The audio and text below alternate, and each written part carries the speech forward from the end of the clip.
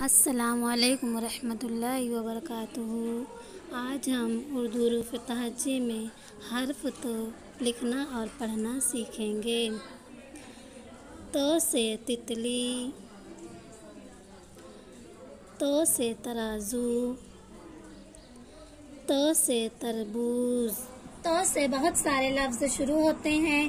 तो बच्चों, आज हम तो से तो लिखना और पढ़ना सीखेंगे। ये है हमारी स्लेट। स्लेट पर इस तरीके से खाना बनाएंगे। खाने में साफ और खुशखत हर्फ तो लिखेंगे। तो से तितली, तो से तराजू,